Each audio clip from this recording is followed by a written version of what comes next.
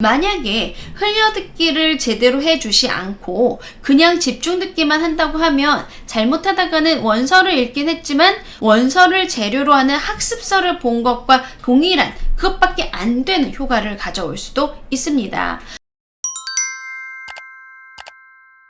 여러분 안녕하세요. 슬기로운 영어생활입니다. 자, 오늘은요 엄마표 영어를 진행하시는 분들께 혹은 원서 읽기를 통해서 아이들 교육을 하시는 분들께 절대로 놓치지 말아야 하는 바로 이것에 대한 이야기를 드려보려고 하는데요. 자, 엄마표 영어를 하시는 이유가 무엇입니까? 라고 하게 되면 일반적으로 엄마표 영어는 그저 편하게 자연스럽게 원어민처럼 영어를 하게 하고 싶어요. 그러니까 언어로 습득하게 하고 싶어요. 언어를 공부의 하나로 보고 싶진 않습니다. 라고 하시는 분들이 가장 많을 거예요. 그래서 이 엄마표 영어는 학습보다 언어적인 것으로 접근하는 것이기 때문에 어린아이들을 데리고 엄마들이 처음부터 아주 놀이처럼 같이 진행을 해줄 수 있어서 사실 정말 최고의 교육 방법이라고 할 수도 있는데요. 이 원서를 그리고 엄마표를 제대로 진행하지 못하게 되면 약간 중간 어느 곳에서 타협점을 찾다 보면 사실 간과하기 굉장히 좋은 부분이 있어서 이 부분을 말씀을 드려보려고 합니다. 자, 엄마표 영어 하시면 기본적으로 이런 용어들 많이 들어보셨을 거예요. 흘려듣기, 집중듣기, 낭독, 쉐도잉 이런 거 많이 들어보셨을 거예요. 그죠? 그리고 이렇게 하는 것의 기본은 원서가 들어가는데 혹시 못 들어보셨다고 하면 혹은 들어는 보셨지만 정확한 특징이 뭔지 모르시는 분들에서 일단 정의부터 한번 해드리면요. 일단 흘려듣기는 이게 듣는다고 하는데 어떻게 보면 사실은 영상을 보는 거라고 생각하셔도 될 정도로 영상 노출이 많이 이 부분에 포함이 되어 있어요. 자, 흘려듣기는요.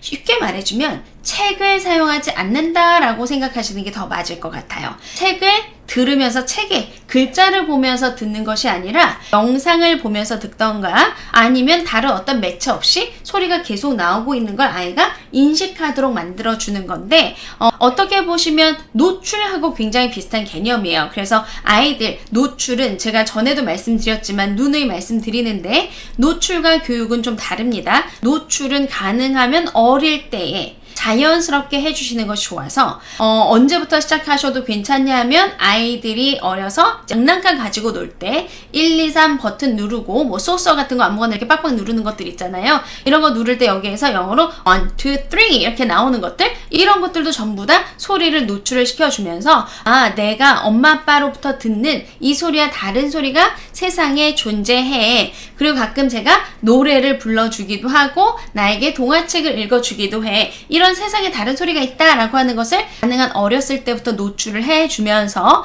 그러면서 노출의 방법으로 나이에 따라 달라지긴 하겠지만 한 3살 정도 됐을 때는 슈퍼 심플 송 이런 것들을 가지고 노래를 들으면서 즐겁게 따라 부르는 것도 있고요. 이게 이제 점점 진행이 되다가 한 7세 정도가 되면 그때는 동영상 노출 좀 빠르게 하시는 분들도 계시긴 하지만 동영상이라고 하는 부분이 아무래도 영상적인 자극들이 있으니까 6세나 7세 정도에 하시는 것이 더 좋고요. 또 6, 7세쯤 되면 영상을 보면서 이 그림에 나오는 것이 영어로는 이런 말이구나 이렇게 노출되는 것들 이거 굉장히 많이 하시는 것 같아요. 굉장히 많이 하셔야 되는 부분이어서 영상 노출이 굉장히 많은 비중을 차지하고 소리 노출이 이제 많은 부분을 차지하다가 초등학생이 되면 아이들이 책을 읽기 시작해요. 책을 읽기 시작하면 이제 여기서 흘려듣기 대신 뭘 많이 선택하시냐면 집중 듣기로 넘어가세요. 집중 듣기라고 하는 것은 아까 흘려듣기는 어떻게 하는 거라 그랬죠? 책을 매개체로 두지 않고 듣기가 중심이 되는 거라고 한다면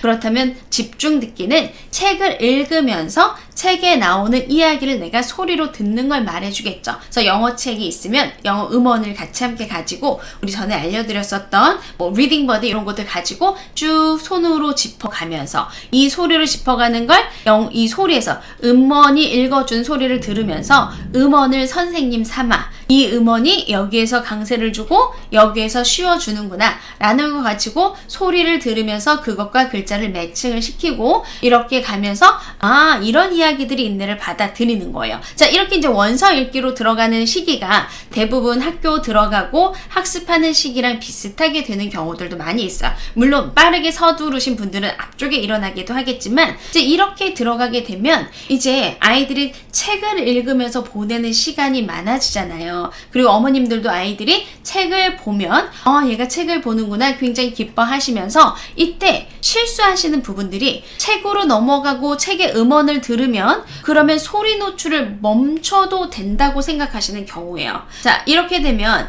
집중 듣기를 시작하는 순간 흘려듣기를 빠뜨려도 될까? 흘려듣기를 빼도 될까라는 부분이에요. 빼도 될까요? 자, 이거에 대해서 저는 이렇게 말씀드리고 싶어요. 아이들을 데리고 왜 굳이 유학을 가시나요? 왜 아이들을 데리고 미국이나 캐나다나 아니면 어디 필리핀 이런 데 가서 한 달 살기 하면서 영어 노출 많이 하시죠? 영어 노출하려고 데려가는 거라고 한다면 이 일상에서 듣는 소리를 지속시켜주기 위해서 가는 거잖아요? 그러면 거기에 가면 소리가 그렇게 들리니까 우리가 그 소리를 들으면서 살아가는데 한국에 있을 때는 다양한 소리를 또한 들려주는 게 맞겠죠. 아이들이 학교에 들어가고 책을 읽는다고 생각을 하면서 이때부터 흘려듣기를 멈추시는 분들이 계세요. 흘려듣기는요, 아이의 나이와 상관없이 이 아이가 이 영어권 문화를 계속 접하면서 이야기를 들을 수 있는 방법이에요. 우리가 외국에 나간 것과 동일한 효과가 나타나는 게 바로 흘려듣기라고 하는 부분이에요. 그러니까 흘려듣기를 아이들에게 아무리 책을 많이 읽는 때가 될지라도 이때 흘려듣기를 많이 해주셔야 아이가 이것이 하나의 언어로서의 감을 잡으면서 이런 상황에선 이렇게 얘기했어, 저런 상황에선 이렇게 얘기하지, 이 발음은 어떻게 가는 거야, 이런 것들을 자연스럽게 계속 캐치할 수가 있거든요. 만약에 흘려듣기를 제대로 해주지 않고 그냥 집중 듣기만 한다고 하면 잘못하다가는 원서를 읽긴 했지만 원서를 재료로 하는 학습서를 본 것과 동일한 그것밖에 안 되는 효과를 가져올 수도 있습니다. 자, 그래서 아무리 원서를 중심으로 하는 학원에 다니고 아무리 아이가 단어를 외울 때가 됐다 손 치더라도 꼭 해주셔야 되는 것이 계속 소리를 아이가 듣고 이 어떤 상황에서 이 말을 하는지를 볼 수 있도록 해주시는 거예요. 그래서 아이들에게 영상 노출을 계속 하시고 소리를 들으면서 영상이 전에도 제가 말씀드렸는데 영상이라고 하는 건 소리보다 책보다도 더 많은 자료, 더 많은 배경을 가져다 줘요. 클루들이 이 영상 하나에 굉장히 다양하게 들어가기 때문에 그 영상에서 이런 분위기에선 이렇게 말하고 이런 분위기에선 저렇게 말하는구나, 이걸 계속 들어서 아이가 듣고 이해할 수 있어야 되는 거예요. 그래서 학교 들어가서 책을 읽는다, 집중 듣기를 한다 라고 할 때도 뭐가 훨씬 더 중요하다? 흘려듣기를 지속해 주시는 게 중요하고요. 흘려듣기를 지속할 때는 오히려 이 듣기가 제대로 들어가는 것이 이 아이가 같은 단어를 여러 번 반복해서 쓰고 외우는 것보다 훨씬 더 나을 수 있어요. 제가 아까 흘려듣기, 집중듣기 두 가지 말씀드렸고 낭독과 쉐도잉이 있다고 했었죠. 자, 낭독은 내가 글자로 되어져 있는 것을 보고 내가 말을 해서 소리로 읽는 거고요. 쉐도잉은 내가 들으면서 들었던 것을 따라서 말하는 거예요. 자, 그러면 앞쪽에 흘려듣기, 집중듣기는 어떤 과정에 속하는 거냐면 받아들이는 과정, 인풋을 넣어주는 과정이라고 한다면 낭독과 쉐도잉은 나한테 들어온 것을 가지고 내가 만들어내는 부분이죠. 자, 낭독과 쉐도잉은 앞쪽에 별로 안 들어가도 괜찮아요. 아이가 많이 듣고 많이 읽은 게 있었으면 그걸 가지고 정확한 발음으로 잘 듣고 말을 해낼 수가 있는데 아이들이 들은 거 별로 없어요? 그런데 글자는 열심히 학습을 통해서 외웠어요? 이런 친구들은 책을 읽으라고 하면 책을 읽다가 잘 모르는 단어가 나오면 자기만의 고유한 방식으로 책을 이상하게 읽는 친구들이 생기게 됩니다. 그래서 책을 왜 이렇게 읽어라고 하면 뭐 때문에 이런 현상이 일어나겠어요? 그동안 들었던 게 사람들이 이렇게 읽어서 흘러가도록 하더라 라는 게 없게 되면 본인 머릿속에서 자기가 디코딩 해낸 상태로 읽어주게 돼서 정말 놀랍게도 지금까지 들려준 것은 이것이 아니었는데 왜 얘는 이렇게 말할까? 라고 깜짝 놀라는 현상이 일어나게 돼요. 이런 경우에 어떤 경우들을 들어보실 수가 있냐면 영상 노출만 했는데 오히려 영어를 훨씬 더 잘해요 라고 하는 현상이 바로 이럴 때 나타나는 거예요. 이 친구들은 그래도 글자 없이 소리를 들었기 때문에 소리로 언어로 이 감각은 느껴서, 즉 우리가 영세에서 한국어를 배우기 전에 영세에서 태어나서 엄마 아빠가 하는 이야기만 잘 들었을 뿐인데도 그 엄청난 인풋을 가지고 내가 글자 하나 읽지 못하지만 말을 할 수 있는 것처럼 소리를 많이 들었던 친구들은 그 소리를 흉내내면서 그 소리대로 이렇게 말하면 의사소통이 되는구나를 배우고, 이렇게 글자가 있었을 때 나는 이 글자를 이렇게 읽는 게 내가 전에 들었던 방식이었어 라고 하면서 원어민에 가까운 소리를 내는데, 이 소리가 완벽하게 충분히 들어가지 않고 중간에 혹은 들어가다가 잘려져 있는 경우라고 한다면, 그러면 이때부터 아이들은 자기의 방식으로 소리를 만들어내서 원어민의 소리하고는 조금 동떨어진